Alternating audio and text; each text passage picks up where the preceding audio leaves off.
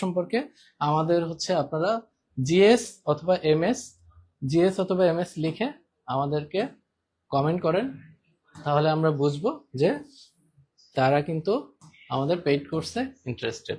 ঠিক আছে, তো যারা পেইড কোর্স কমপ্লিট কোর্স নিতে চান এডুটোরিয়ান থেকে, তারা এমএস অথবা জিএস লিখে একটা কমেন্ট করে দেন। তো আজকের ক্লাস আমরা এখন শুরু করব। তো সবাই রেডি তো? আমাদের বেশি বেশি কমেন্ট করবেন, আমাদের সাথে অ্যাক্টিভলি থাকবেন। ঠিক আছে, ক্লাস আশা করি ভালো লাগবে। তো আমরা শুরু করি আজকের ক্লাস। তো আমাদের সাথে যারা যুক্ত আছেন, আপনারা এই প্রশ্নের অ্যান্সারটা কমেন্টে লিখে দেন। সাদা ব্যবহার করবো, আচ্ছা আচ্ছা, ঠিক আছে ঠিক আছে। তো আমাদের সাথে যারা যুক্ত আছেন, এই প্রশ্নটা আপনারা দেখতে পাচ্ছেন যে আর্থিক বিবৃতি বিশ্লেষণের প্রধান উদ্দেশ্য কি। তো আর্থিক বিবৃতি বিশ্লেষণের প্রধান উদ্দেশ্য কি, আপনারা যারা অ্যান্সার জানেন আমাদেরকে কমেন্ট করেন। ক অপশন হচ্ছে কর নির্ধারণ অথবা আর্থিক অবস্থার মূল্যায়ন, বেতন নির্ধারণ, শেয়ার বিক্রয়। কোনটা হতে পারে আপনারা কমেন্টে জানান। দেখি কে প্রথমে অ্যান্সার করতে পারে। আর্থিক বিবৃতি বলতে আমরা আসলে কি বুঝি? আর্থিক বিবৃতি বলতে আর্থিক বিবরণী, যেটা যেমন আয় ব্যয় বিবরণী, আর্থিক অবস্থার বিবরণী, তারপরে হচ্ছে আয় ব্যয় বিবরণী, আর্থিক অবস্থার বিবরণী, নগদ প্রবাহ বিবরণী, এভাবে 6টা আর্থিক বিবরণী রয়েছে। তো অ্যাকাউন্টিং এ আর্থিক বিবরণী প্রস্তুত করা হয় এবং এটা বিশ্লেষণ করা হয়। তো বিশ্লেষণের প্রধান উদ্দেশ্য কি? সাইন ইসলাম আমাদেরকে অ্যান্সার দিয়েছেন 1-এর বি, আর্থিক অবস্থার মূল্যায়ন। হ্যাঁ, আপনি 100% রাইট। আর্থিক বিবৃতি বিশ্লেষণের প্রধান উদ্দেশ্য হচ্ছে আর্থিক অবস্থার মূল্যায়ন। একটা প্রতিষ্ঠানের আর্থিক অবস্থা কেমন সেটা জানার জন্য আমাদের কিন্তু ওই প্রতিষ্ঠানের আর্থিক বিবৃতি বিশ্লেষণ করা হয়। তো অসংখ্য ধন্যবাদ সাইন ইসলামকে সঠিক অ্যান্সার দেওয়ার জন্য। তো আমরা চলে যাই তাহলে নেক্সট প্রশ্নে।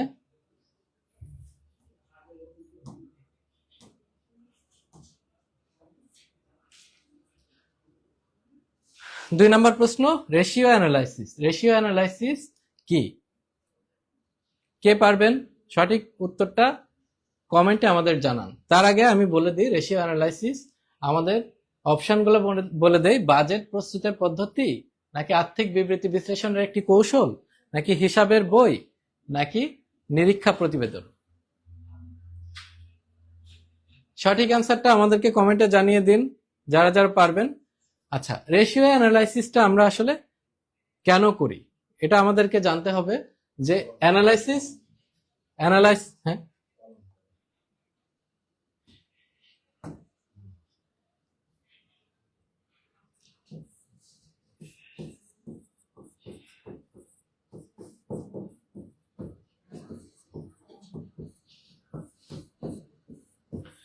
Ratio analysis, horizontal analysis and vertical analysis.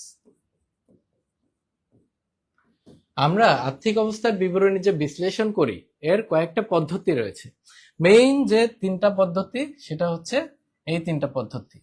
এই 3টা পদ্ধতিতে আমরা আর্থিক অবস্থার বিবরণী বিশ্লেষণ করি। তো সবচেয়ে বেশি ব্যবহার হয় রেশিও অ্যানালাইসিস। রেশিওর মাধ্যমে আমরা কিন্তু অ্যানালাইসিস করি। আরো 2টা পদ্ধতি রয়েছে, হরিজন্টাল অ্যানালাইসিস এবং ভার্টিক্যাল অ্যানালাইসিস। তো রেশিও অ্যানালাইসিসের মাধ্যমে তাহলে আমরা জানলাম আর্থিক বিবৃতি বিশ্লেষণ করি, এবং অন্য আরো 2টা পদ্ধতি রয়েছে, হরিজন্টাল এবং ভার্টিক্যাল। এভাবে আমরা বিশ্লেষণ করি। তাহলে আমরা এখন কিন্তু সহজে অ্যান্সার পেয়ে যাব। এখানে দেখি আমাদের কেউ অ্যান্সার দিয়েছে কিনা। আচ্ছা, এ পাশে দাঁড়াবো, ঠিক আছে। আচ্ছা আচ্ছা, ঠিক আছে। তাহলে আমাদের সঠিক উত্তর কিন্তু খ, আর্থিক বিবৃতি বিশ্লেষণের একটি কৌশল। আচ্ছা আচ্ছা, ঠিক আছে, আর্থিক বিবৃতি বিশ্লেষণের একটি কৌশল। ঠিক আছে, তাহলে আমরা সঠিক উত্তর পেয়ে গেলাম। রেশিও অ্যানালাইসিসের মাধ্যমে কিন্তু আমরা আর্থিক বিবৃতি বিশ্লেষণ করি। পরের প্রশ্নে চলে যাই আমরা।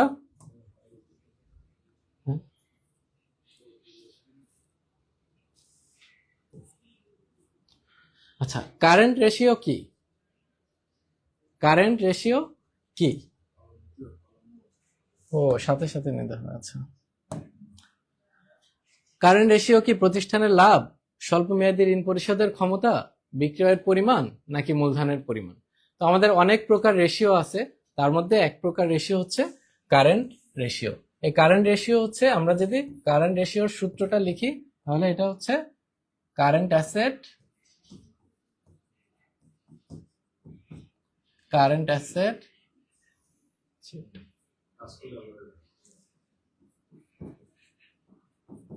Divided current liabilities. তাহলে আমাদের কারেন্ট রেশিওর সূত্র হচ্ছে current asset divided current liabilities, চলতি সম্পদ ভাগ চলতি দায়। তাহলে এটা দ্বারা আমরা আসলে কি বুঝি? একটা প্রতিষ্ঠানের যে চলতি দায় পরিশোধ করার জন্য কতটুকু চলতি সম্পদ রয়েছে, ঠিক আছে, এবং এর স্ট্যান্ডার্ড মান হচ্ছে 1:1। যদি 1:1 থাকে, এর চেয়ে কম থাকলে সেটা খারাপ, যদি 1-এর চেয়ে বেশি থাকে তাহলে সেটা ভালো। তাহলে current asset divided current liability, সেটা যদি 1:1 হয় তাহলে সেটা ভালো। অর্থাৎ একটা প্রতিষ্ঠানের কতটুকু সম্পদ আছে তার চলতি দায় পরিশোধের জন্য, কতটুকু চলতি সম্পদ আছে, এটা কিন্তু আমরা এই কারেন্ট রেশিওর মাধ্যমে জানি। তাহলে এর মাধ্যমে আমাদের স্বল্প মেয়াদী ঋণ পরিশোধের ক্ষমতা, অর্থাৎ খ নাম্বার অ্যান্সার, যে কারেন্ট রেশিওর মাধ্যমে আমরা স্বল্প মেয়াদী ঋণ পরিশোধের ক্ষমতা সম্পর্কে জানি।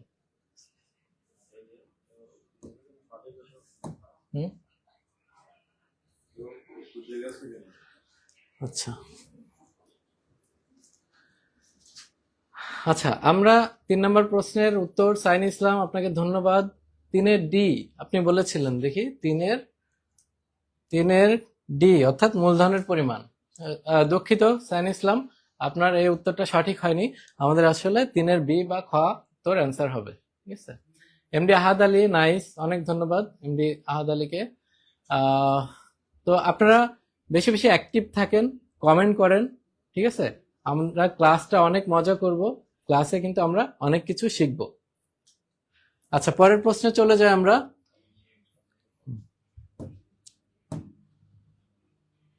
পরের প্রশ্ন হচ্ছে হরিজন্টাল অ্যানালাইসিসে কি তুলনা করা হয়? আমরা জানি যে আমাদের 3টা কিন্তু অ্যানালাইসিস আছে, কারেন্ট রেশিও, হরিজন্টাল অ্যানালাইসিস এবং ভার্টিক্যাল অ্যানালাইসিস। তো হরিজন্টাল অ্যানালাইসিসে জিনিসটা আসলে কি কি তুলনা করা হয়? তো তোমরা এই প্রশ্নের উত্তরটা দিতে থাকো, এর মধ্যে আমি হরিজন্টাল অ্যানালাইসিস কি জিনিস সেটা একটু বোঝানোর ট্রাই করি। তো আমাদের কিন্তু আর্থিক বিবরণীতে বিভিন্ন বছরের তথ্য থাকে, এবং একটা গুরুত্বপূর্ণ তথ্য সেটা হচ্ছে রিসেন্টলি অ্যাড হয়েছে, আমাদের যে আর্থিক বিবরণী 5টা ছিল সেটা আইএএস বা আইএফআরএস যেটাই বলো, অ্যাকাউন্টিং এর যে স্ট্যান্ডার্ড, সেটা কিন্তু এবার 6টা করে দিয়েছে, এবং এই 6 নাম্বারটা হচ্ছে তুলনামূলক বিবরণী। যেটা 1 বছরের আগে ছিল 1 বছরের আর্থিক বিবরণীতে 1 বছরের তথ্য থাকলে হতো, এখন কিন্তু অবশ্যই 2টা বছরের তথ্য পাশাপাশি রাখতে হবে, ঠিক আছে। যেমন আমাদের যদি সেলস থাকে 2015 সালে, 2016 সালে,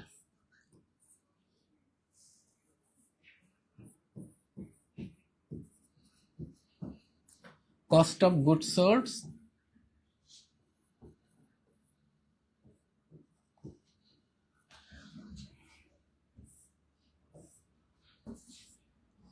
গ্রস প্রফিট।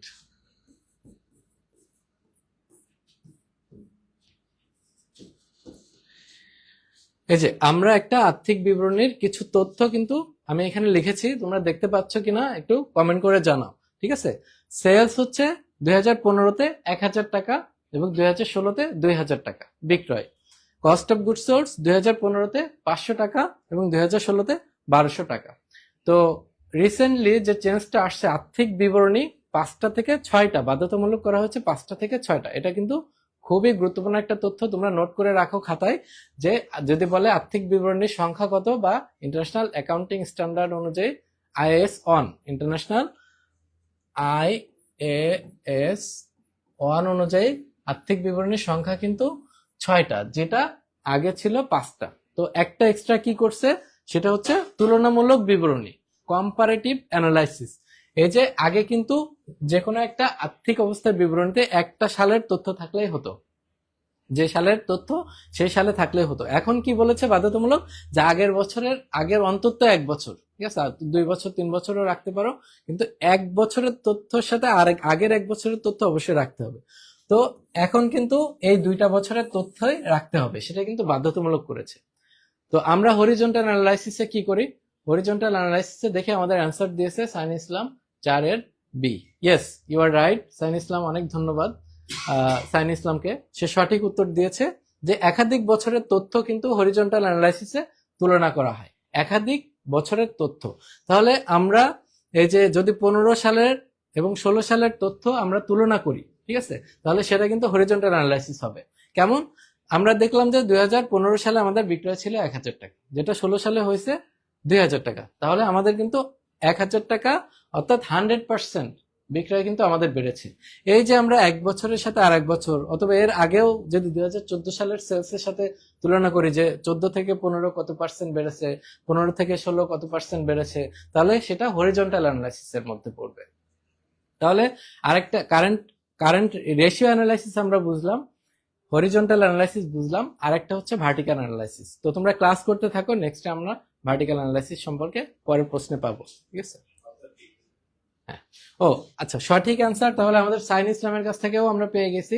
সঠিক অ্যান্সার হচ্ছে একাধিক বছরের তথ্য। তাহলে হরিজন্টাল অ্যানালাইসিসে তুলনা করা হয় একাধিক বছরের তথ্য, একই বছরের তথ্য কিন্তু তুলনা করা হয় না, এটা মাথায় রাখবে, একাধিক বছরের তথ্য।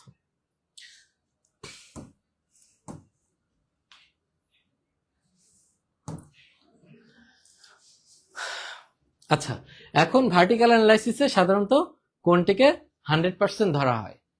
তোমরা অ্যান্সার দিতে থাকো, কমেন্ট করতে থাকো। ভার্টিক্যাল অ্যানালাইসিসে আমাদের কোনটিকে 100% ধরা হয়? নগদ, বিক্রয় রাজস্ব, মুনাফা নাকি দেনা? কোনটিকে 100% ধরা হয়? এটা তোমরা কমেন্ট করতে থাকো, আমি ভার্টিক্যাল অ্যানালাইসিস সম্পর্কে তোমাদের একটু বোঝাই। ভার্টিক্যাল অ্যানালাইসিস তাহলে আমাদের আগের তথ্যটাই যদি আমরা নেই, 2015, 2016, এখানে সেলস ছিল 1000, 2000, এখানে সিওজিএস ছিল 500, এখানে ছিল 1200, তাহলে আমাদের গ্রস প্রফিট ছিল 500 আর এখানে ছিল 800। তাহলে আমরা শিখেছি যে হরিজন্টাল অ্যানালাইসিসে আমরা একাধিক বছরের তথ্য, কিন্তু ভার্টিক্যাল অ্যানালাইসিসে আমরা তাহলে কি করি? ভার্টিক্যাল অ্যানালাইসিসে মনে রাখতে হবে ভার্টিক্যাল বলতে কি বোঝায় আর হরিজন্টাল বলতে কি বোঝায়। এরকম যদি আমরা দেই এটা হচ্ছে হরিজন্টাল, ঠিক আছে, আর এইভাবে যদি আমরা দেই এটা হচ্ছে ভার্টিক্যাল। তো এই জিনিসটা যদি বুঝো তাহলে আমার এটা কিন্তু বুঝতে খুবই সহজ হবে। তাহলে এটা যদি হরিজন্টাল হয় আর এটা যদি ভার্টিক্যাল হয়, তাহলে হরিজন্টালে আমরা 2 বছরের মধ্যে তুলনা করি, আর ভার্টিক্যালে একই বছরের তথ্য তুলনা করি। কেমন? ভার্টিক্যালে আমরা এই 2016 সালের আমরা দেখতে পারি যে বিক্রয়ের থেকে আমাদের গ্রস প্রফিট কত, মানে 800 টাকা 2000 টাকার কত পার্সেন্ট, ঠিক আছে। এটা কিন্তু আমাদের যদি ভার্টিক্যাল অ্যানালাইসিস করি তাহলে আমাদের কস্ট অফ গুডস সোল্ড বিক্রয়ের কত পার্সেন্ট, মানে এই একই বছরের তথ্য যখন আমরা বিশ্লেষণ করি সেটা হবে ভার্টিক্যাল অ্যানালাইসিস। তো আমরা দেখি কেউ আমাদের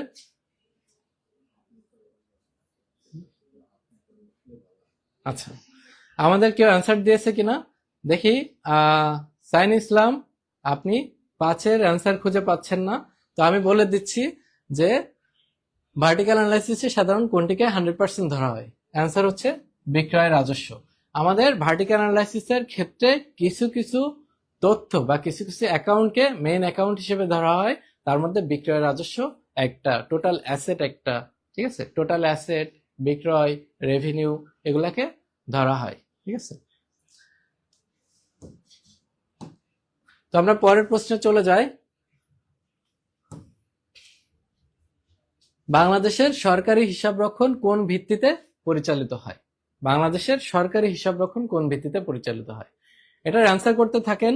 আমি এর মধ্যে যে সরকারি হিসাবরক্ষণ এবং বেসরকারি হিসাবরক্ষণ এটা নিয়ে একটা গুরুত্বপূর্ণ তথ্য জানার দরকার আছে। সেটা হচ্ছে আমাদের এখানে দেওয়া আছে, আমাদের এই দুইটা দেখেন, অ্যাক্রুয়াল বেসিস এবং ক্যাশ বেসিস। অ্যাক্রুয়াল বেসিস এবং ক্যাশ বেসিস। মূলত অ্যাকাউন্টিং এর ক্ষেত্রে দুইটা বেসিস কিন্তু আমাদের ফলো করা হয়। অ্যাকাউন্টিং এর ক্ষেত্রে দুইটা বেসিস, এক হচ্ছে অ্যাক্রুয়াল বেসিস আর হচ্ছে ক্যাশ বেসিস। নর্মাল অ্যাকাউন্টিং বলতে আমরা যেটা বুঝি বা হিসাব বিজ্ঞান বলতে যেটা বুঝি বা বেসরকারি হিসাব বিজ্ঞান, সরকারের বাইরে যে যদি আমরা চিন্তা করি তাহলে কিন্তু অ্যাকাউন্টিং হচ্ছে অ্যাক্রুয়াল বেসিস। অ্যাকাউন্টিং এর যে ভিত্তিগুলো আছে, ঠিক আছে, বেসগুলো আছে, সেটা হচ্ছে অবশ্যই অ্যাক্রুয়াল বেসিসে অ্যাকাউন্টিং মেনটেন করা হয়। বাট আমাদের এক্সেপশনাল হচ্ছে সরকারি হিসাব রক্ষণ। বাংলাদেশের সরকার যেভাবে হিসাব রক্ষণ করে সেটা কিন্তু অ্যাক্রুয়াল বেসিস না। তাহলে অ্যাক্রুয়াল বেসিসে কারা করে? বাংলাদেশের যে কোম্পানিগুলো আছে, বেসরকারিভাবে যত প্রতিষ্ঠান হিসাব রাখে, ঠিক আছে, সবাই কিন্তু অ্যাক্রুয়াল বেসিসে রাখে। শুধুমাত্র গভর্নমেন্টের যে হিসাব, বাজেটের যে হিসাব, সরকারি ব্যয় এবং আয়ের যে হিসাব, সেটা কিন্তু ক্যাশ বেসিসে করা হয়। সো ক্যাশ বেসিস এবং অ্যাক্রুয়াল বেসিসের মেইন পার্থক্য কি? অ্যাক্রুয়াল বেসিসে আমাদের কিন্তু বকেয়া থাকে, বকেয়া থাকে। ক্যাশ বেসিসে যেমন আমি আমার জুন মাসের বেতন আমি দিলাম না নগদ টাকায়, তাহলে ওইটা কিন্তু বাকি হিসাবে প্রদেয় হিসাবে আমরা কিন্তু দেখায় রাখি, ঠিক আছে। কিন্তু ক্যাশ বেসিসের মূল কথা কি? ক্যাশ বেসিস এবং অ্যাক্রুয়াল বেসিসের মূল কথা হচ্ছে ক্যাশ বেসিসে টাকা না দেওয়া পর্যন্ত ওটা হিসাবের মধ্যে আসবে না, আবার টাকা না পাওয়া পর্যন্ত ওটা হিসাবের মধ্যে আসবে না। আর অ্যাক্রুয়াল বেসিসের ক্ষেত্রে আপনি টাকা দেন আর না দেন, যদি মাস চলে যায় ওই মাসের খরচ যদি টাকা কেউ পায় তাহলে বকেয়া হিসেবে লিখে রাখতে হবে। আর যদি আপনি পান তাহলে নগদ টাকা কেউ যদি না দেয় তাহলে সেটা প্রাপ্য হিসাবের মধ্যে আমাদের কিন্তু লিখে রাখতে হবে। এবং হিসাব রাখার ক্ষেত্রে কিন্তু অ্যাক্রুয়াল বেসিসই পারফেক্ট, ঠিক আছে। কারণ ক্যাশ বেসিসে অনেক কিছুই কিন্তু আমাদের বাদ পড়ে যায়। সঠিক তথ্য, হিসাব বিজ্ঞানের উদ্দেশ্য কি? হিসাব বিজ্ঞানের যে আর্থিক বিবরণীগুলো আমরা করি, এখানের মেইন উদ্দেশ্য হচ্ছে আমাদের সঠিক তথ্য উপস্থাপন করা এবং এই তথ্যের ভিত্তিতে আমরা যেন মানে সঠিক যে সঠিক ইনফরমেশন পাই এবং সঠিক সিদ্ধান্ত নিতে পারি, ঠিক আছে। তো অ্যাক্রুয়াল বেসিসে সঠিক তথ্যটাই আমরা পাই, ক্যাশ বেসিসের ক্ষেত্রে সেটা পাই না। কিন্তু গভর্নমেন্ট অ্যাকাউন্টিং এর ক্ষেত্রে, বাংলাদেশে সরকারি হিসাব রক্ষণের ক্ষেত্রে কিন্তু আমরা ক্যাশ বেসিসে হিসাব রক্ষণ করে থাকি, ঠিক আছে। তাহলে এখানে আমি তো অ্যান্সার বলেই দিলাম যে ক্যাশ বেসিস। দেখি কি আমাদের সঠিক অ্যান্সার দিতে পেরেছেন কিনা। সাইন ইসলাম, উনি 6-এর এ বলেছেন, অনেক ধন্যবাদ সাইন ইসলাম। আপনি সরি, সাইন ইসলাম তো রং অ্যান্সার দিয়েছেন। স্যার এ অ্যান্সার হবে না। অ্যাক্রুয়াল বেসিস আসলে কোম্পানিগুলো বা অ্যাকাউন্টিং এর যে অন্যান্য ক্ষেত্রে আমাদের অ্যাক্রুয়াল বেসিসে করা হয়, কিন্তু গভর্নমেন্ট হিসাব বিজ্ঞানের ক্ষেত্রে অবশ্যই ক্যাশ বেসিস ফলো করা হয়, ঠিক আছে। সঠিক অ্যান্সার হচ্ছে খ, ক্যাশ বেসিস। তো যারা ফুল পেইড কোর্স নিতে চান এডিটোরিয়ান থেকে, তারা কিন্তু জিএস অথবা এমএস লিখে কমেন্ট করবেন অবশ্যই।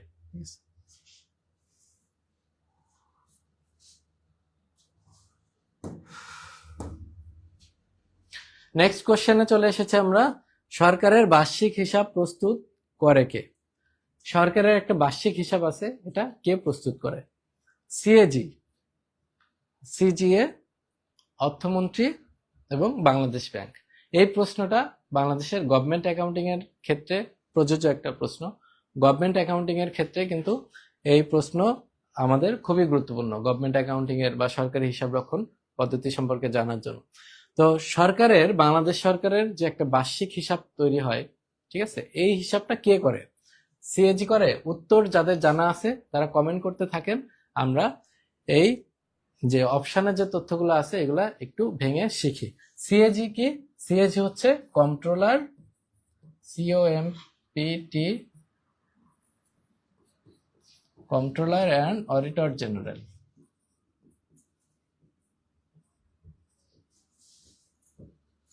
বানানটা দেখেন, COMPT, কন্ট্রোলার না কিন্তু, কন্ট্রোলার, ঠিক আছে, কন্ট্রোলার অ্যান্ড অডিটর জেনারেল। আর সিজিএ কি?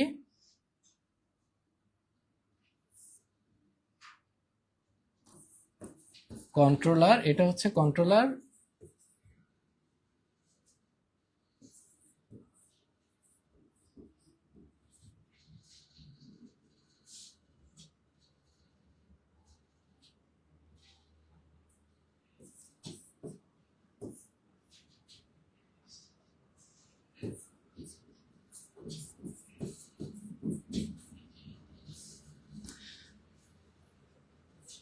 কন্ট্রোলার জেনারেল অফ অ্যাকাউন্টস, একটা হচ্ছে অডিটর জেনারেল, একটা হচ্ছে অ্যাকাউন্টস জেনারেল। আর 3 নম্বর অপশন হচ্ছে অর্থমন্ত্রী এবং 4 নম্বর হচ্ছে বাংলাদেশ ব্যাংক। তাহলে সরকারের বার্ষিক হিসাব প্রস্তুত করে কে? বার্ষিক হিসাব প্রস্তুত করে, দেখে আমাদের কেউ অ্যান্সার দিয়েছেন কিনা। কেউ অ্যান্সার দেননি, তাহলে আমি বলে দিচ্ছি অ্যান্সার, সেটা হচ্ছে CGA, controller general of accounts. Controller general of accounts হচ্ছে বাংলাদেশ সরকারের বার্ষিক হিসাব প্রস্তুত করে, ঠিক আছে। কন্ট্রোলার জেনারেল অফ অ্যাকাউন্টস ইনি হচ্ছে সিএজির আন্ডারে। বাংলাদেশের যে অডিট দপ্তর আছে সেটার সর্বোচ্চ পজিশনে থাকে সিএজি। এখন বর্তমানে বাংলাদেশের সিএজি হচ্ছে নুরুল ইসলাম স্যার।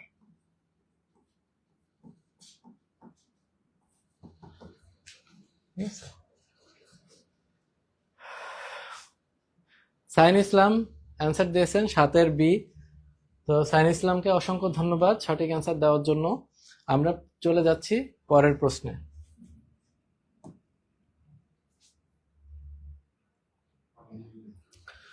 আচ্ছা, সিএজি এর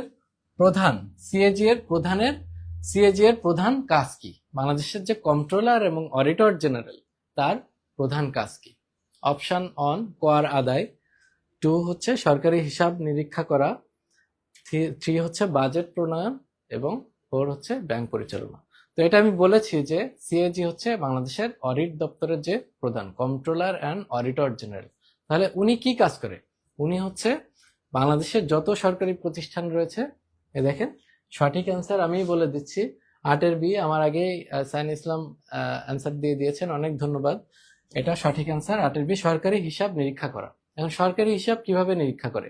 বাংলাদেশের যতগুলা সরকারি প্রতিষ্ঠান আছে, সেটা হোক সরকারি স্কুল কলেজ, সরকারি স্বাস্থ্য প্রতিষ্ঠান যেগুলো রয়েছে, হাসপাতাল রয়েছে, সরকারি যে দপ্তর মিনিস্ট্রি গুলা রয়েছে, বা স্বায়ত্তশাসিত প্রতিষ্ঠানও রয়েছে, যেখানে যেখানে সরকারি বাজেট বরাদ্দ হয়, ঠিক আছে, এবং ওই টাকা খরচ করা হয়, সেই সঠিকভাবে খরচ করা হয়েছে কিনা সেটা দেখার দায়িত্ব কিন্তু সিএজির। আমরা যে গভর্নমেন্ট অডিট বলি বা সরকারের অডিট বলি, এটা সিএজি পারফর্ম করে। তাহলে সিএজির প্রধান কাজ হচ্ছে সরকারি হিসাব নিরীক্ষা করা, সরকারি ব্যয়গুলা সঠিকভাবে হয়েছে কিনা সেটা নিরীক্ষা করার দায়িত্ব হচ্ছে সিএজির।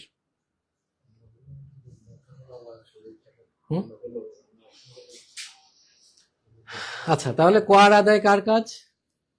কেউ আমাকে বলেন, কমেন্টে লেখেন যে কর আদায় কারা করে। সিএজি যদি সরকারি হিসাব নিরীক্ষা করে, তাহলে কর আদায় কারা করে? কর আদায় করে হচ্ছে NBR, national board of revenue.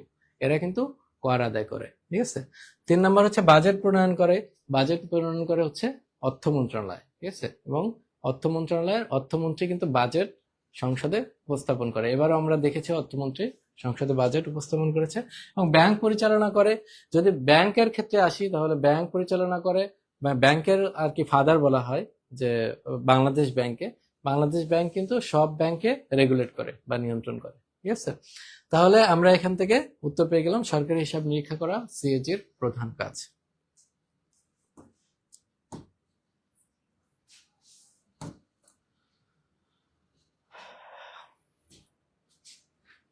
পরের প্রশ্নে চলে আসলাম আমরা, কস্ট অ্যাকাউন্টিং এর প্রধান উদ্দেশ্য কি?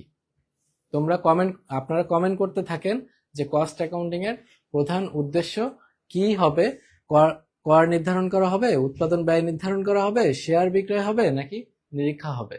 এর মধ্যে আমরা জেনে আসি আসলে কস্ট অ্যাকাউন্টিংটা কি। অ্যাকাউন্টিং এর মেইনলি 3টা ভাগ আছে, 3টা ভাগ অ্যাকাউন্টিং এর।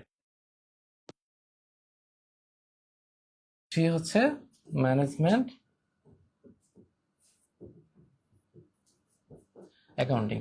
তাহলে অ্যাকাউন্টিং এর ব্রাঞ্চ বলে এটাকে। 3টা মেইন ব্রাঞ্চ, একটা হচ্ছে ফাইন্যান্সিয়াল অ্যাকাউন্টিং, এটা হচ্ছে মেইন ব্রাঞ্চ বলা যায় ফাইন্যান্সিয়াল অ্যাকাউন্টিং কে, আর 2টা হচ্ছে কস্ট অ্যাকাউন্টিং এবং ম্যানেজমেন্ট অ্যাকাউন্টিং।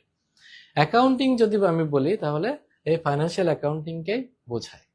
আর কস্ট অ্যাকাউন্টিং এবং ম্যানেজমেন্ট অ্যাকাউন্টিং যে 2টা আমি লিখেছি 1 এবং 3 নম্বরে, এটা হচ্ছে ইন্টারনাল অ্যাকাউন্টিং বলা যায়। এবং অ্যাকাউন্টিং এর 2টা আলাদা ব্রাঞ্চ, কস্ট অ্যাকাউন্টিং এবং ম্যানেজমেন্ট অ্যাকাউন্টিং।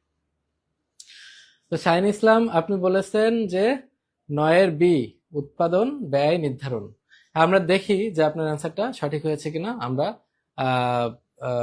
আরেকটু সামনে যাই, তাহলে বুঝতে পারবো যে আপনার অ্যান্সারটা সঠিক হয়েছে কিনা। তাহলে আমাদের কস্ট অ্যাকাউন্টিং কি কাজ করে, ফাইন্যান্সিয়াল অ্যাকাউন্টিং কি কাজ করে, ম্যানেজমেন্ট অ্যাকাউন্টিং কি কাজ করে।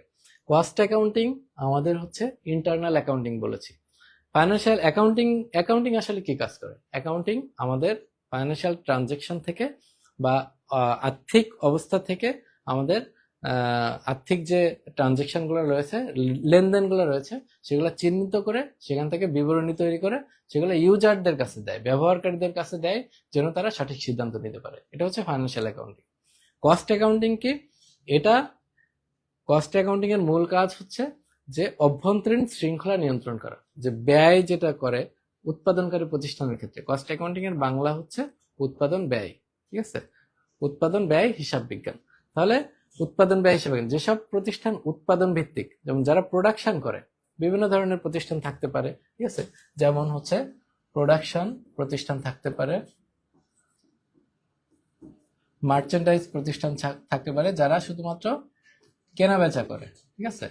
তারা থাকতে পারে, সার্ভিস প্রতিষ্ঠান থাকতে পারে যারা সেবা দেয়, যেমন ব্যাংক কিছু উৎপাদন করে না, তারা সার্ভিসের মধ্যে পড়বে, সেবার মধ্যে পড়বে। মার্চেন্ডাইজ পণ্য কেনা বেচা করে, যারা পণ্য কিনে এনে পণ্য বিক্রি করে, কোনো উৎপাদনে যায় না, যেমন বাইরে থেকে যারা আমদানি করে, ঠিক আছে, আমদানি করে দেশে বিক্রি করে, তারা হচ্ছে মার্চেন্ডাইজের মধ্যে পড়বে। আর প্রোডাকশন যারা, আমরা যদি বাটা বা অ্যাপেক্স কে ধরি, ঠিক আছে, বা ইউনিলিভারের যে ফেস অয়েল গুলো আমরা ইউজ করি, এরা কিন্তু এগুলো প্রোডাকশন করে। সেক্ষেত্রে প্রোডাকশন যারা করে তাদের জন্য কস্ট অ্যাকাউন্টিং কিন্তু অ্যাপ্লিকেবল, ঠিক আছে? তো প্রোডাকশনের জন্য আমরা হচ্ছে কস্ট অ্যাকাউন্টিং ইউজ করি। তো কস্ট অ্যাকাউন্টিং এর মূল কাজ হচ্ছে ব্যয় নিয়ন্ত্রণ করা, ঠিক আছে? তো ব্যয় নিয়ন্ত্রণ করার জন্য আমাদের ব্যয় তো আগে জানতে হবে, তারপরে নিয়ন্ত্রণ করতে হবে যে ব্যয় বেশি নাকি কম। যখন ব্যয় বেশি হয়ে যায় তখন কিন্তু ব্যয় নিয়ন্ত্রণের প্রশ্ন আসে। তো কস্ট অ্যাকাউন্টিং এর আসলে কস্ট অ্যাকাউন্টিং এর মাধ্যমেই আমরা কর নির্ধারণ করি না, এটা তো এনবিআর করে। উৎপাদন ব্যয় নির্ধারণ, এটা হচ্ছে সঠিক অ্যান্সার, উৎপাদন ব্যয় নির্ধারণ। অনেক ধন্যবাদ সাইন ইসলাম স্যার, আপনার বোঝানোর ধারণা অনেক সুন্দর, মার্জিত আর স্মার্ট। আপনাকে অনেক ধন্যবাদ। আসলে মানে প্রশংসা করতে গেলেও বড় মন লাগে। সাইন ইসলামকে অসংখ্য ধন্যবাদ প্রশংসা করার জন্য, আপনি অনেক বড় মনের মানুষ, আপনাকে ধন্যবাদ। তো আমরা উত্তর পেয়ে গেলাম যে কস্ট অ্যাকাউন্টিং এর প্রধান উদ্দেশ্য হচ্ছে উৎপাদন ব্যয় নির্ধারণ। আর শেয়ার বিক্রয় করা তো আসলে কস্ট অ্যাকাউন্টিং এর কাজ না। শেয়ার বিক্রয়, যার কাছে শেয়ার থাকে সে বিক্রয় করে দিতে পারে, এবং বাংলাদেশে ডিএসসি ঢাকা স্টক এক্সচেঞ্জ এবং সিএসসি চিটাগাং স্টক এক্সচেঞ্জের মাধ্যমে, এবং বিসেক বাংলাদেশ সিকিউরিটি এক্সচেঞ্জ কমিশন, এই যে ডিএসসি, সিএসসি এবং বিসেক, এই তিনটা প্রতিষ্ঠান শেয়ারের সাথে জড়িত। শেয়ার কেনা বেচার জন্য এই যে ডিএসসি এবং সিএসসি এর মাধ্যমে শেয়ার কেনা বেচা হয়, এবং এদেরকে রেগুলেট করে Bangladesh security and exchange commission. আর নিরীক্ষা, নিরীক্ষা তো আলাদা বিষয়, এটা আসলে কস্ট অ্যাকাউন্টিং এর সাথে যাবে না, ঠিক আছে? তো আমরা পরের প্রশ্নে চলে যাই। যারা আমাদের সাথে আছেন তাদেরকে অনেক ধন্যবাদ। আমরা সামনের ক্লাসে আরো শিখবো।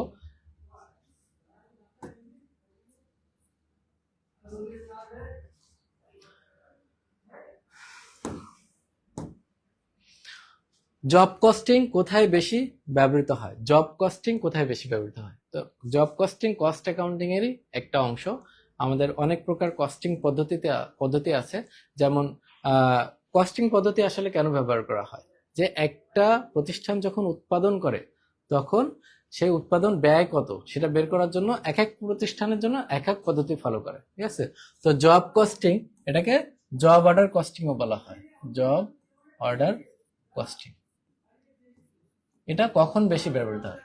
তো এটা কমেন্ট করতে থাকেন আপনারা, যে প্যারাগন খুলনা শাখা আমাদের মাঝে কমেন্ট করেছেন, অসাধারণ ক্লাস, অনেক ধন্যবাদ প্যারাগন খুলনা শাখাকে।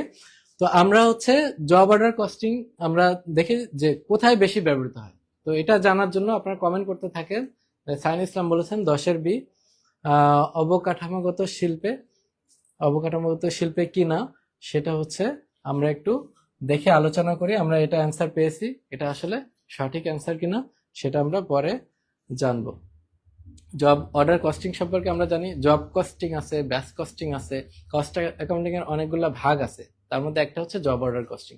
তো উৎপাদনকারী প্রতিষ্ঠান কিন্তু এক একটা এক এক ধরনের, কিছু কিছু আছে মনে করেন যে সব প্রতিষ্ঠান কিন্তু সেম জিনিস উৎপাদন করে না, ঠিক আছে? কিছু কিছু প্রতিষ্ঠান অর্ডার পাওয়ার পরে সেটা উৎপাদন করে, ঠিক আছে। যেমন আমি যদি ফার্নিচারের ক্ষেত্রে বলি যে একটা স্কুলের জন্য 100 বেঞ্চ দরকার, ঠিক আছে, সেই বেঞ্চটা কিন্তু সবার জন্য সেম হয় না, এই মেজারমেন্টে আলাদা হতে পারে, বা 2 জন বসবে নাকি 3 জন বসবে, কোন ধরনের ম্যাটেরিয়াল ইউজ করবে, এটা যখন সেট করে ওই স্কুলের কাছে অর্ডার, ওই ফার্নিচারের যারা ব্যবসা আছে তাদের কাছে অর্ডার দেওয়া হয়, সেটা কিন্তু তারা ওইভাবে তৈরি করে দেয়, ঠিক আছে। আবার কিছু কিছু প্রতিষ্ঠান কিন্তু আপনার যারা হচ্ছে গড়ে উৎপাদন করে, আরএফএল এর কথা যদি আমরা বলি, আরএফএল কিন্তু চেয়ার উৎপাদন করে, তারা কিন্তু অর্ডার নেওয়ার পরে কিন্তু উৎপাদন করে না, সেটা করতে পারে, বাট তাদের কিন্তু হিউজ উৎপাদন আছে, ওইখান থেকে কিন্তু তারা সাপ্লাই দেয়। তো এক এক প্রতিষ্ঠানের উৎপাদন ব্যবস্থা এক এক রকম, ঠিক আছে। এই কারণে আমাদের process costing, job costing, batch costing, এভাবে অনেকগুলা কস্টিং এর পদ্ধতি রয়েছে। তো জব অর্ডার কস্টিং এ মেইনলি আমাদের হচ্ছে অর্ডার ভিত্তিক শিল্পে, যেমন আগে অর্ডার নেওয়া হয়, তারপরে কিন্তু সেটা করা হয়। এক একটা অর্ডারের সাথে আর একটা অর্ডারের কিন্তু মিল কম পাওয়া যায়, ঠিক আছে। সো এটা হচ্ছে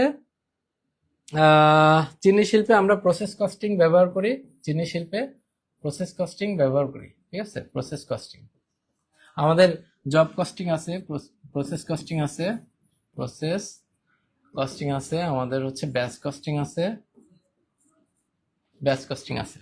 তাহলে চিনি শিল্পে আমাদের প্রসেস কস্টিং ব্যবহৃত হয়, ঠিক আছে। বিদ্যুৎ কেন্দ্রে আমাদের স্পেসিফিক ওইভাবে কোনো কস্টিং সিস্টেম ফলো করা হয় না, এখানে হাইব্রিড সিস্টেম ফলো করা হয়, হাইব্রিড, ঠিক আছে। ব্যাংকে তো আমি বলেছি উৎপাদনকারী প্রতিষ্ঠান না, ব্যাংক কিন্তু উৎপাদনকারী প্রতিষ্ঠান না, ঠিক আছে। তাহলে ব্যাংকে এই জব অর্ডার কস্টিং কিন্তু ব্যবহার করার কোনো প্রশ্নই আসে না। তাহলে ব্যাংক বাদ, বিদ্যুৎ কেন্দ্র বাদ, অবকাঠামোগত শিল্প তাহলে সঠিক অ্যান্সার, যেটা আমাদের সাইন ইসলাম অলরেডি কমেন্টে জানিয়ে দিয়েছেন। ধন্যবাদ সাইন ইসলাম, আপনার অ্যান্সার সঠিক হয়েছে। পরের প্রশ্নে চলে যাই আমরা। প্রত্যক্ষ শ্রমের উদাহরণ কোনটি? প্রত্যক্ষ শ্রমের উদাহরণ কোনটি? অ্যান্সার আমাদের কমেন্ট বক্সে লিখতে থাকেন, তার মধ্যে আমরা প্রত্যক্ষ শ্রম, পরোক্ষ, প্রত্যক্ষ শ্রম যখন চলে আসে তখন কিন্তু আমাদের পরোক্ষ শ্রমের কথাও চলে আসে। তাহলে প্রত্যক্ষ এবং পরোক্ষ এই দুইটার মধ্যে পার্থক্য কি? এটা আমাদের উৎপাদন ব্যয় হিসাব বিজ্ঞানের ক্ষেত্রে লাগবে। উৎপাদন ব্যয় হিসাব বিজ্ঞান যারা শিখতে চান, বা উৎপাদন ব্যয় হিসাব বিজ্ঞান থেকে কিন্তু আমাদের প্রশ্ন অবশ্যই আসবে। আমাদের 9-10 এর অ্যাকাউন্টিং বই বা এসএসসি এর অ্যাকাউন্টিং এর বই উৎপাদন ব্যয়ের হিসাব বিজ্ঞানের জন্য আলাদা চ্যাপ্টার রয়েছে, এবং এটা কিন্তু খুবই গুরুত্বপূর্ণ। প্রত্যেকটা পরীক্ষায়, এসএসসি পরীক্ষায়, এসএসসি পরীক্ষায় আসে।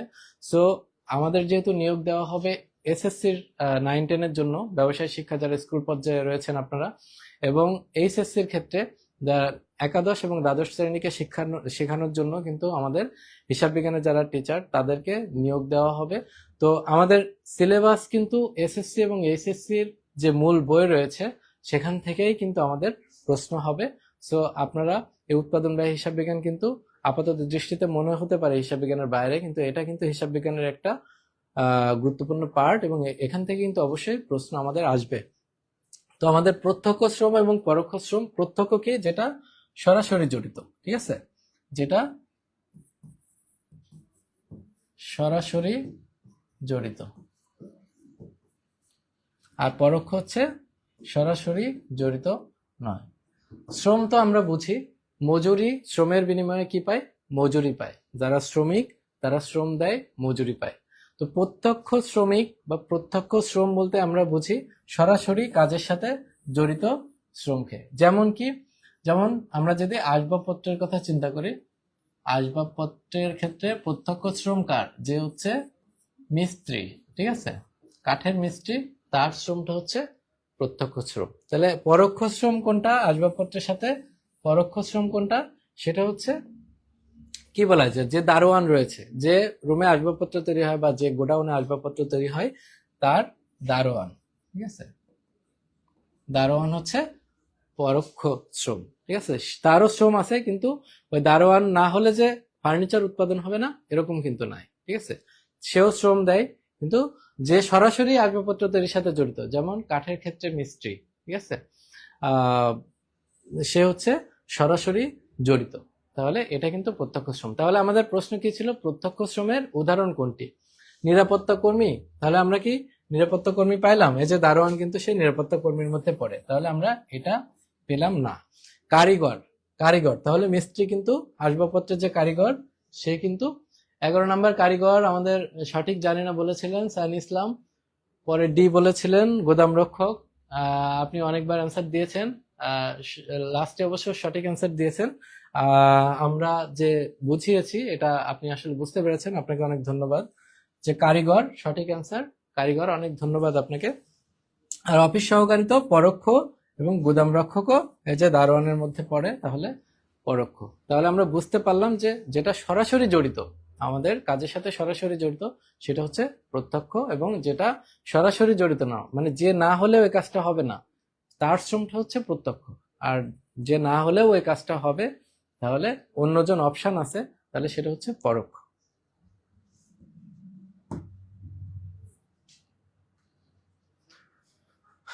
বারো নম্বর প্রশ্নে চলে এসেছি। স্থির ব্যয়, স্থির ব্যয়ের উদাহরণ কোনটি?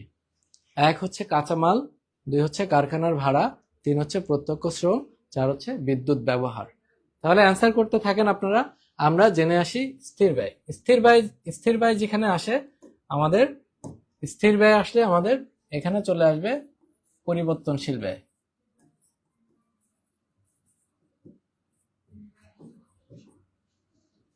আর আধা পরিবর্তনশীল ব্যয়, আধা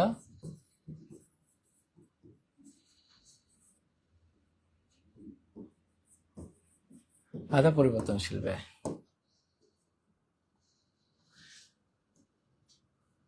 আচ্ছা, স্থির ব্যয়, পরিবর্তনশীল ব্যয় আর আধা পরিবর্তনশীল ব্যয়, এটা যদি আমরা জানি তাহলে আমরা স্থির ব্যয়ের উদাহরণ নিচের কোনটি, আমাদের এখানে একটা অপশন আছে, কিন্তু আমাদের এটাই এটাই যে আমাদের আসবে তা কিন্তু না।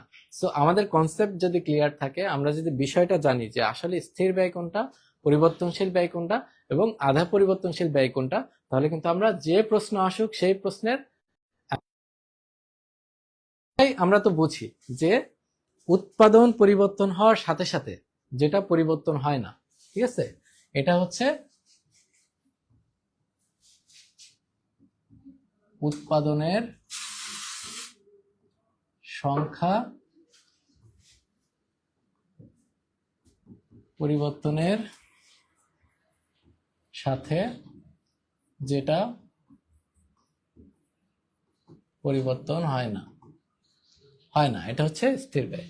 তাহলে পরিবর্তনশীল ব্যয় হচ্ছে পরিবর্তন হয়, উৎপাদন বাড়া বা কমার সাথে যে ব্যয়টা পরিবর্তন হয় সেটা হচ্ছে পরিবর্তনশীল ব্যয়। আর আধা পরিবর্তনশীল ব্যয় হচ্ছে পরিবর্তন হয় কিন্তু কম, ঠিক আছে। এটা একটা উদাহরণের মাধ্যমে যদি আমরা দেখি তাহলে এটা কিন্তু ইজি হয়ে যাবে। তো আমরা দেখি,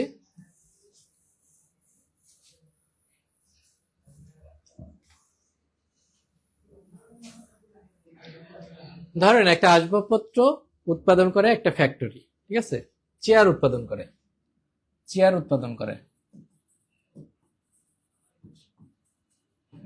কারা? এই প্রতিষ্ঠানটা হচ্ছে রূপসী ফার্নিচার, রূপসী ফার্নিচার, এরা চেয়ার উৎপাদন করে। এদের একটা ফ্যাক্টরি আছে, ফ্যাক্টরি, ফ্যাক্টরির রেন্ট হচ্ছে, ফ্যাক্টরি যেটা সেটার ভাড়া হচ্ছে 10,000 টাকা, ঠিক আছে। এক মাসের হিসাব আমরা দেখি, এক মাসের হিসাব, তাহলে এক মাসে 100টা চেয়ার উৎপাদন করে, এক মাসে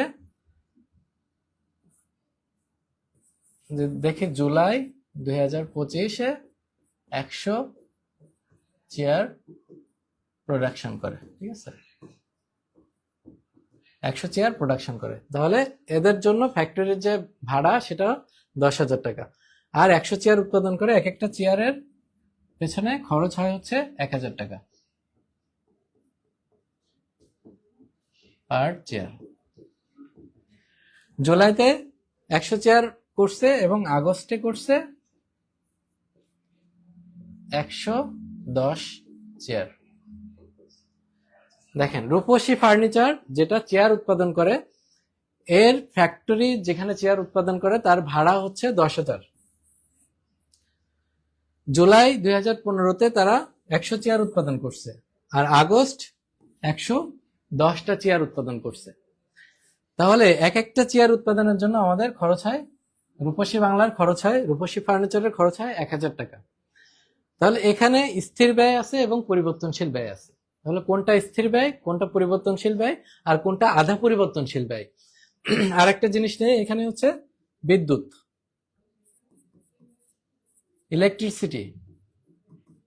ইলেকট্রিসিটি ব্যয় হচ্ছে জুলাই মাসে 1,000 টাকা, আর আগস্ট মাসে হচ্ছে 1200 টাকা। এই জিনিসটা যদি বুঝেন তাহলে স্থির ব্যয়, পরিবর্তনশীল ব্যয়, আধা পরিবর্তনশীল ব্যয় কিন্তু আমাদের জন্য খুবই ইজি হয়ে যাবে। একটা ফার্নিচার কোম্পানি, তারা ফার্নিচার উৎপাদন করে, চেয়ার উৎপাদন করে, রূপসী ফার্নিচার। তাদের ফ্যাক্টরি রেন্ট হচ্ছে 10,000, যেখানে চেয়ার উৎপাদন করে তার ভাড়া 10,000, এবং তাদের জুলাই মাসে 100 চেয়ার উৎপাদন করছে। এক একটা চেয়ার উৎপাদনের জন্য 1,000 টাকা কিন্তু তাদের খরচ হয়। কি খরচ হয়? সেটা হচ্ছে মিস্ত্রি খরচ, যে কারিগর তার খরচ, তারপর হচ্ছে আপনার কাঠের খরচ, ঠিক আছে, তারপর আঠার খরচ, ফার্নিচারের জন্য আর যা যা লাগে সেটা হচ্ছে এটা হচ্ছে ভ্যারিয়েবল কস্ট, ঠিক আছে। এই এই 1,000 টাকা হচ্ছে ভ্যারিয়েবল কস্ট। এই 10,000 বাদেও কিন্তু পার চেয়ারের জন্য ভ্যারিয়েবল কস্ট বা পরিবর্তনশীল ব্যয় হচ্ছে 1,000 টাকা। একটা চেয়ার উৎপাদন করার জন্য 1,000 টাকা লাগে। তাহলে জুলাইতে উৎপাদন করছে 100 চেয়ার, আগস্টে উৎপাদন করছে 110টা চেয়ার, এবং জুলাইতে বিদ্যুৎ খরচ হয়েছে 1,000 টাকা, আগস্টে 1200 টাকা। তাহলে এখানে স্থির ব্যয় কোনটা? স্থির ব্যয় বলেছি উৎপাদন পরিবর্তন হওয়ার সাথে সাথে যেটা পরিবর্তন হয় না সেটা হচ্ছে স্থির ব্যয়। তাহলে এই উৎপাদন পরিবর্তন হওয়ার সাথে সাথে আমাদের চেয়ারের যে 100 উৎপাদন করছে, আগস্টে যে 110টা উৎপাদন করছে, এর জন্য কি আমাদের ফ্যাক্টরির যে ভাড়া সেটা পরিবর্তন হবে? অ্যান্সার হচ্ছে না। আপনি ফ্যাক্টরি ভাড়া নিছেন, সেটা 100টা উৎপাদন করেন কি 150টা বা 110টা করেন, সেটা বিষয় না। আপনি যদি উৎপাদন নাও করেন, 10টা উৎপাদন করেন, তাহলে কিন্তু আপনার এই 10,000 টাকা ভাড়া দিতে হবে। তাহলে এটা হচ্ছে স্থির ব্যয়, যেটা পরিবর্তন হয় না। তাহলে আমাদের 10,000 হচ্ছে স্থির ব্যয়, ঠিক আছে। তাহলে পরিবর্তনশীল ব্যয় কোনটা? যেটা আপনার উৎপাদনের সাথে সাথে ব্যয় বৃদ্ধি পায় বা কমে, সেটা হচ্ছে পরিবর্তনশীল ব্যয়। যেমন আমাদের 100টা যখন উৎপাদন করছিলাম, 100টা, তখন আমাদের 1,000 টাকা করে হলে আমাদের 10,000 টাকা কিন্তু ব্যয় ছিল। আগস্টে যে যখন 110 টাকা আমরা উৎপাদন করি, 110টা চেয়ার উৎপাদন করি, তখন কিন্তু আমাদের 11,000 না 1 লাখ, এখানে 2 3 5 1 লাখ টাকা, 100টা চেয়ার উৎপাদন খরচ ছিল 1 লাখ টাকা, ঠিক আছে। আর আমাদের 110টার উৎপাদন খরচ ছিল 1,10,000 টাকা। তাহলে আমাদের উৎপাদন বৃদ্ধির সাথে সাথে আমাদের খরচও বৃদ্ধি পাইছে কিন্তু। তাহলে এই যে 1,000 টাকা পার চেয়ারে খরচ, এটা হচ্ছে ভ্যারিয়েবল কস্ট বা পরিবর্তনশীল ব্যয়। তাহলে সেমি পরিবর্তনশীল বা আধা পরিবর্তনশীল ব্যয় কোনটা? সেমি ভ্যারিয়েবল কস্ট যেটাকে বলে, যেটা পুরোদমে পরিবর্তন হয় না। আমাদের যেমন এক একটা চেয়ার বাড়লে, এখানে এক একটা চেয়ার বাড়লে 1,000 টাকা করে বৃদ্ধি পাবে, যেটা ফুলদমে কিন্তু পরিবর্তন হচ্ছে, ঠিক আছে, সমান রেশিওতে। কিন্তু আমাদের এই যে বিদ্যুৎ খরচ কিন্তু 100 বাড়লেই যে আমাদের 2 টাকা বাড়বে, 5 টাকা বাড়বে, এরকম কোনো সিওরিটি নাই। এই যে জুলাইতে আমাদের 1,000 টাকা বিদ্যুৎ বিল ছিল, আগস্টে একটু বাড়ছে, কারণ বিদ্যুৎ বিল আমাদের কিন্তু সঠিক মেজারমেন্ট করাটা কঠিন। আমাদের 100টা যখন উৎপাদন করছে, 110টা উৎপাদন করতে একটু বেশি সময় লাগছে, কারিগররা বেশি কাজ করছে, বেশি সময় লাইট ফ্যান জ্বলছে, এই কারণে কিন্তু আমাদের 1200 এখানে বিদ্যুৎ বিল আসছে। তো এটা হচ্ছে আধা পরিবর্তনশীল ব্যয়। তাহলে এখন বলেন আমাদের অ্যান্সার কোনটা হবে? 12 কারখানা ভাড়া। অনেক ধন্যবাদ সাইন ইসলামকে, আপনি কারখানা ভাড়া বলেছেন। এটা আসলে কারখানা ভাড়া, আমরা এখান থেকে দেখেছি সঠিক অ্যান্সারটা। প্রতিটা প্রশ্নের ব্যাখ্যা খুবই সহজ আর স্মুথলি দিলেন, ব্রেনে কোনো চাপ পড়লো না। অনেক ধন্যবাদ। আশা করি আগামী ক্লাসগুলো আমাদের সাথে থাকবেন, এবং ফুল বা কমপ্লিট কোর্স নিতে জিএস বা এমএস লিখে আমাদের কিন্তু কমেন্ট করতে পারেন।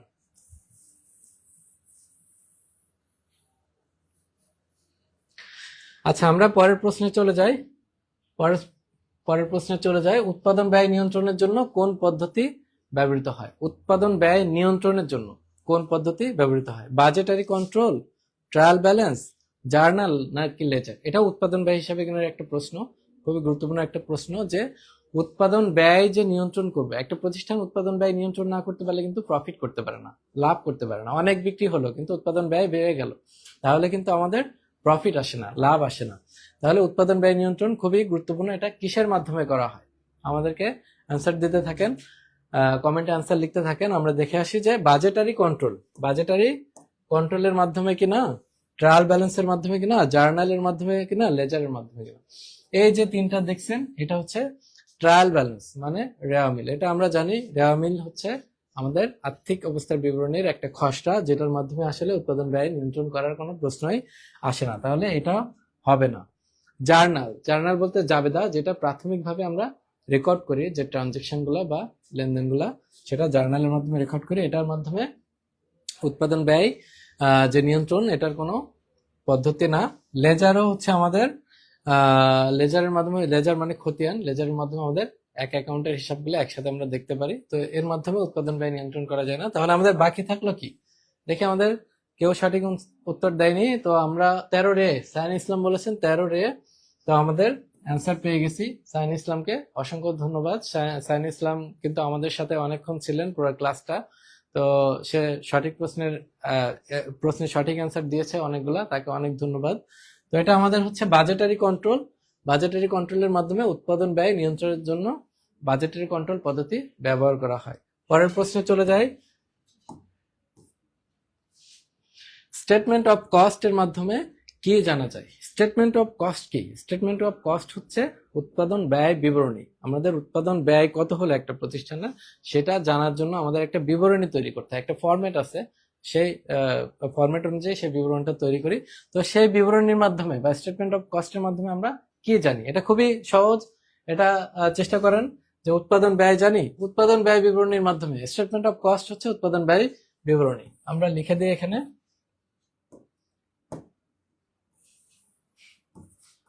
উৎপাদন ব্যয়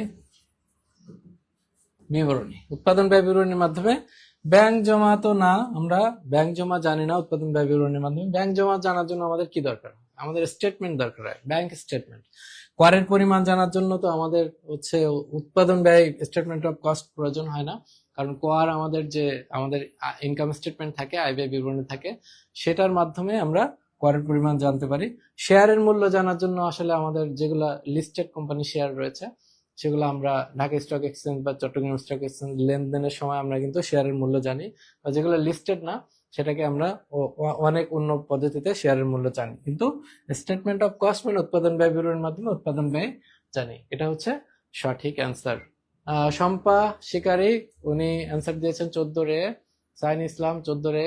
আপনাদেরকে ধন্যবাদ, আপনারা দুইজনই সঠিক অ্যান্সার দিয়েছেন। তো আমরা শেষের দিকে চলে এসেছি, আমাদের আর একটা প্রশ্ন বাকি আছে। এই প্রশ্নটা আমরা পড়ে আমরা শেষ করে দিব। সেটা হচ্ছে বাজেটারি কন্ট্রোলের প্রধান উদ্দেশ্য কি? বাজেটারি কন্ট্রোলের প্রধান উদ্দেশ্য কি মানে বাজেটের মাধ্যমে যে কন্ট্রোল করা হয় সেটার প্রধান উদ্দেশ্য কি? ব্যয় নিয়ন্ত্রণ, নিরীক্ষা করা, কর আদায়, শেয়ার ইস্যু। তো বাজেটারি কন্ট্রোলের প্রধান উদ্দেশ্য কি করা? ব্যয় নিয়ন্ত্রণ। এখানে দেখেন কন্ট্রোল আছে, ঠিক আছে? কন্ট্রোল মানে কি? নিয়ন্ত্রণ। আর বাজেটারি মানে বাজেটীয়, বাজেটীয় নিয়ন্ত্রণ। বাজেটীয় নিয়ন্ত্রণের মাধ্যমে আসলে আমরা কি করি? নিরীক্ষা তো করি না, আমরা জানি। কর আদায় করি না, শেয়ার ইস্যু করি না। তাহলে অ্যান্সার হবে ব্যয় নিয়ন্ত্রণ করি। বাজেটারি কন্ট্রোলের মাধ্যমে আমরা ব্যয় নিয়ন্ত্রণ করি।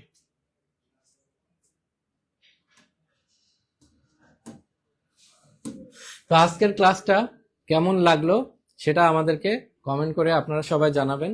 আপনারা আগামী ক্লাসে কোন কোন বিষয় সম্পর্কে জানতে চান বা হচ্ছে কোন বিষয়ের উপর ক্লাস নিলে আপনাদের জন্য সুবিধা হয় সেটা জানাবেন। এবং আমাদের ফুল পেইড কোর্সে যারা ভর্তি হতে চান তারা কিন্তু এডিটোরিয়ালের আমাদেরকে এমএস বা জিএস লিখে কমেন্ট করবেন, ঠিক আছে? আর আজকের ক্লাসটা কেমন লাগলো সবাই আমাদেরকে কমেন্ট করে জানান।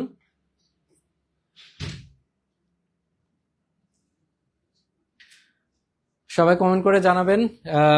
আর হচ্ছে যেটা বললাম, আপনাদের সবার জন্য শুভকামনা থাকলো। এটা আপনাদের জন্য একটা সুযোগ, সবচেয়ে বড় সুযোগ। এজন্য বলবো যে আগে কিন্তু রিটেন হতো, এমসিকিউ তুলনামূলক ইজি বলা যায়। যাদের বেসিক একটু ভালো, একটু পড়ালেখা করবে, তারা কিন্তু টিকে যাবেন। আপনাদের জন্য অনেক শুভকামনা থাকলো। আর কোন কোন বিষয় সম্পর্কে আপনারা আরো বেশি শিখতে চান, জানতে চান, আমাদের কমেন্ট করে জানাবেন, তাহলে আমরা ট্রাই করব পরবর্তী ক্লাসগুলো সেভাবে সাজানোর। আহ, আর সবার জন্য অনেক অনেক শুভকামনা জানিয়ে আজকের ক্লাসটা এখানে শেষ করছি। সবাইকে অনেক ধন্যবাদ।